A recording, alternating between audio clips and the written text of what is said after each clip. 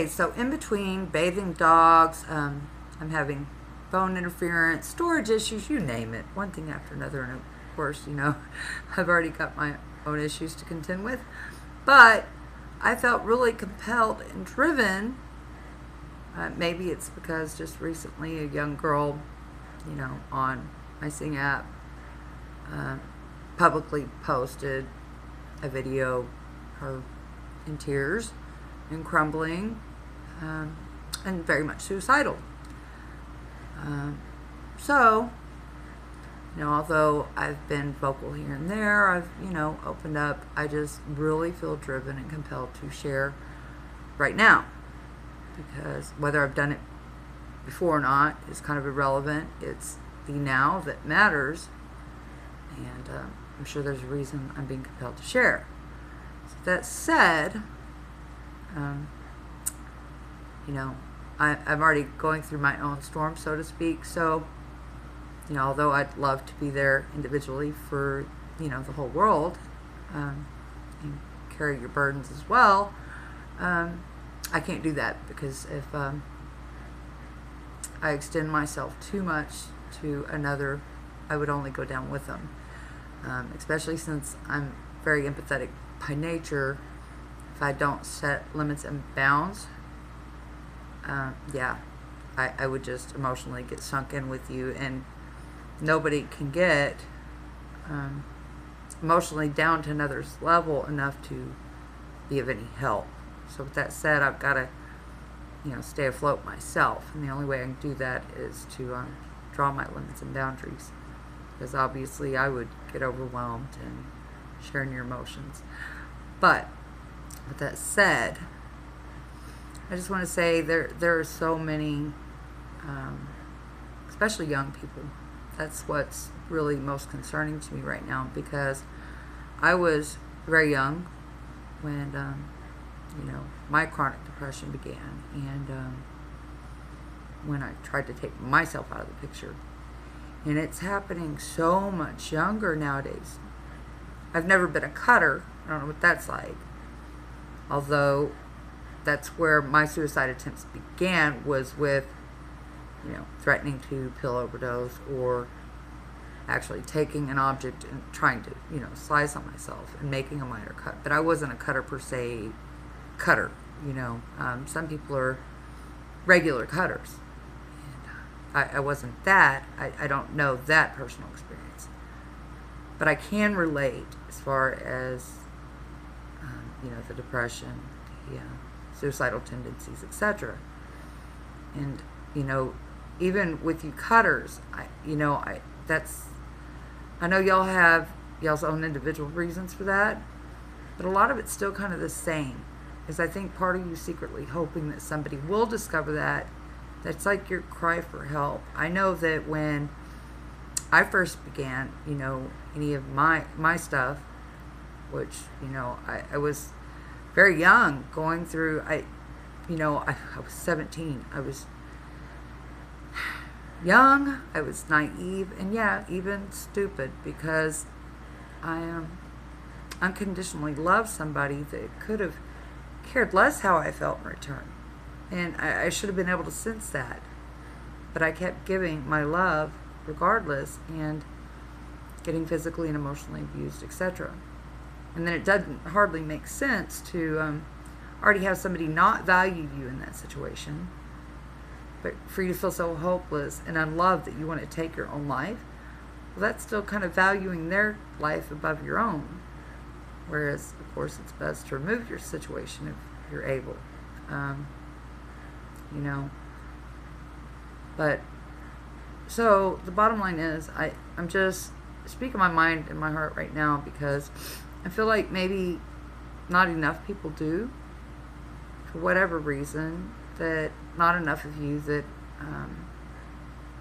are going through the depression yourself, or perhaps you've been suicidal. Maybe you're not in a place to share. Maybe you're ashamed to share. Whatever your reason is, I encourage you to share, because I feel like, I don't know about you, but I know being depressive and having suicidal tendencies, a lot of that was because I wasn't getting love in return. I wasn't getting attention. I didn't feel valued. I didn't, feel worthy. And so I believe that perhaps we share our stories, that, others will know that somebody can relate to them and that they care. I'm not able to give everybody a listening, session and sit down with them individually because, like I said, I'm going through my own storm. But sometimes there's comfort knowing that another individual's experienced the same thing you have, and they can see that you have the ability and strength and willingness to overcome, and that can give them, perhaps their sense of strength. And so I think it's important that more of us, open up a little bit and share with one another. I'm no psychologist, psychiatrist, or doctor. I speak only based on my own personal experience. I'm certainly not knocking any doctor, psychologist, or psychiatrist because, to each his own, different strokes for different folks. And, although personally I didn't benefit a whole lot from counseling and that sort of thing, there are other individuals that do benefit from that sort of thing. I've always been one of those. I had to learn through life's experiences, either personally or somebody that had perhaps already, been down that road, experienced it, that I found more relatable. So that always benefited me more. That's just me.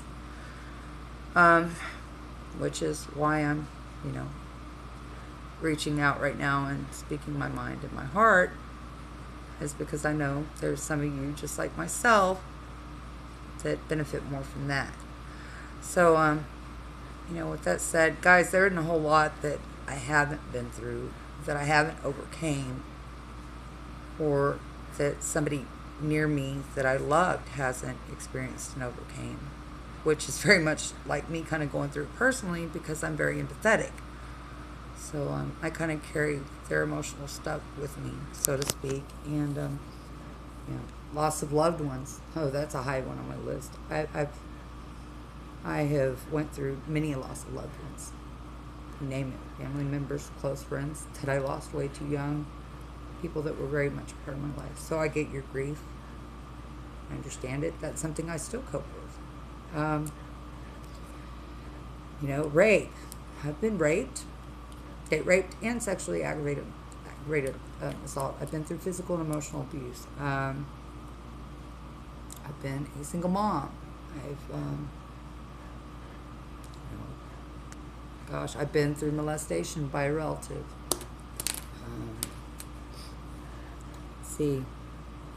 Physical disability, chronic illness. Let me see. It's kind of a middle checklist here. I'm sure there's something I've left off. But you get my drift. There isn't a whole lot that I can't relate to you on. It's your excuse to want to take yourself out. And I'm currently, going through the Morgellons too. And that's kind of a tough one to try to talk any of you out of, because I get it. I get how horrifying it is and the pain, and when you've already suffered enough physically and emotionally in life, especially like I have, it's really hard to encourage you guys to say, hey, and by the way, you're supposed to take that one on too, which I personally am, and I'm finding my own means within which to hold on and cope and overcome right now. So I can only encourage and hope that you would do the same and realize that you're not in this journey alone. I too am going through that.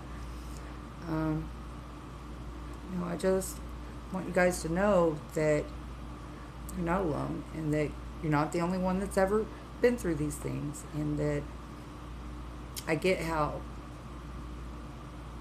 bad and horrific some of these things are and how life can beat you down. But if I could encourage you to find your inner strength, pick yourself up, dust your knees off, carry on, and do it again. Sometimes we fall flat on our face and trip up over and over again. It's part of life. And but some of the best feelings is in the overcoming, and how empowering that feels when you learn. Because, like, for you, those of you, like, especially with rape, let me clarify, because I know oftentimes, like in date rape circumstances especially, you tend to blame yourself. I did too. But let me say, no person has a right to violate you. It's one thing if it's mutual consent, but if you've been violated, I don't care if it's sexual aggravated or if it's date rape, nobody has the right to violate you like that. So, it's very important not to blame yourself. I feel it is, and that's part of, my process and overcoming that for me has been to learn that I wasn't to blame, to forgive myself for anything I felt I'd done or played a part to in that. I don't care what you've done in life. Like even the suicide thing, we're taught it's a sin. At least I was. And you feel shame. You feel a sense of shame. I know I did. In that. And it can be hard to discuss with people. Maybe that's why some people don't discuss it. I don't know. But I've got no shame in my game because you know what? I endured a lot very early on. And it was very traumatic. And I believe that anybody who'd walked a mile in my shoes would have found themselves wanting to do the very same thing and taking themselves out. It's real easy to sit back as a bystander and tell somebody don't. But if you're not where they're at, that's really hard because emotionally, I'm just going to leave it there. But, it's really hard to tell somebody don't when it's that bad. And, we've been taught it's a sin, etc. I no longer believe that way. That's just me. Because I understand things spiritually a little bit different now and believe differently now. That's no longer my belief and mindset. It gets that damn rough. Hell, it is what it is. That, I'm not going to judge anybody for whatever choice they make. I'm just going to say that much. Although I certainly wouldn't encourage it either. I mean, we're meant to be here for a reason. And, for me, it took me almost being very successful in my suicide attempt and then losing me 3 times and reviving me to understand that I was brought back for a reason, that I have a purpose here. And, I'd only hope it wouldn't take any of you that are, flirting with that idea or contemplating that you wouldn't have to go to such a measure that I did to have to realize you have a purpose here. I believe that we're all here for a reason. And not one of us is less valuable than another. That's my thoughts on that. But you've got to learn, especially if you're suffering a lot of insecurities or you feel like you have to find companionship or a spouse in order to feel loved. I can tell you right now, that is not the answer. What you're looking for, especially if you're leaving yourself stuck in a bad relationship. Been there, done that, honey. So let me tell you, you're looking in the wrong place. The person you're looking for is you. Once you learn to value you and love you and find happiness within even being alone, I'm very much alone right now. And oftentimes I've found a certain peace and satisfaction in that like you wouldn't believe. Now don't get me wrong, I still long for and would value companionship or maybe even a spouse. But I'm not looking anymore. Very rarely does that thought really even pass my mind. It does occasionally. Don't get me wrong. I'd love to be snuggled, held, and share the good and bad times with, especially right now with the stuff I'm going through. But I've got my own self-sufficiency going on, my own independence, my own ability to overcome. I've learned to overcome quite well, regardless of not, of having very minimal support in my life. I've gotten pretty good at this. And, although it'd be nice, it's not necessary. I have to delve deep within sometimes to find that inner strength. But, I'm my own rock of Gibraltar. I'm kind of my own life-saving raft. And so I could only hope to encourage any of you listening that are struggling that if I can do it of all people, you can. And to try to encourage you to overcome whatever it is you're struggling with.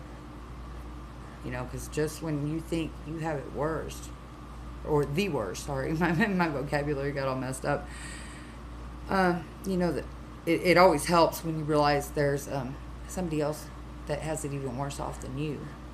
And I'm sure I've shared this story before, but I was feeling sorry for myself, especially as a single disabled parent, with my physical limitations due to my severe extensive back surgeries, that I was kind of feeling real sorry for myself. Plus I was going through all this stuff with the ex, and I just really felt down and out. But then when I moved where I'm at now currently, I met a neighbor. At least I've got some of my mobility on the bright side. You got to find the positivity in that. I might get down on myself sometimes, but at least I can still move. I still have the ability to walk, go outside, etc. Well, this neighbor, she's allergic to, everything. She can't go outside. She can't eat, anything but the basics. So, that really started making me see and to count my blessings within my own stuff, is to look for the positivity. So even in the Morgellons, that's what I do now. Is I learn to try to find the blessing or the positive side of that. Because I guarantee you, just when, even the Morgellons, you might think is the worst, which I know it feels that way. I know, because I often feel that way. But I'm sure just when we think we have it even worse, there's somebody else that has it even worse than we do. So I just want to encourage you guys to find your inner strength, please. Let's kind of lean on each other, because I don't have anybody for support either. Not that's going to really be there significantly enough to make a difference for me. I don't. So it's kind of, we got to be there for each other, especially if you're like me in the same shoes. So anyway, I just wanted to kind of put that out there right now, because once again, I'm trying to share that on my, Sing app as well, because I just feel so driven and compelled right now to share. I feel like maybe somebody's struggling somewhere right now, and that it's important for me to share this message right now, that perhaps somebody was intended to hear it right now. Because these can be some very time-sensitive sort of issues.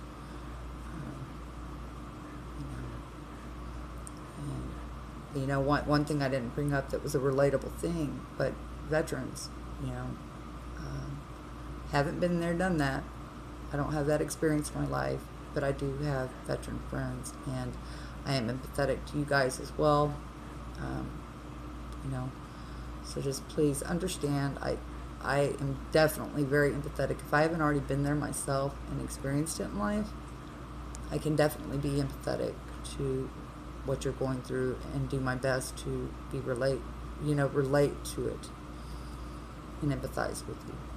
So just know that somebody gets you, that they understand, and please find your inner strength. And if it's something urgent, please don't hesitate to reach out to someone. You're important too. Just know that, okay? Love you guys. Much, much love. As always, Angel, aka Snugglebug.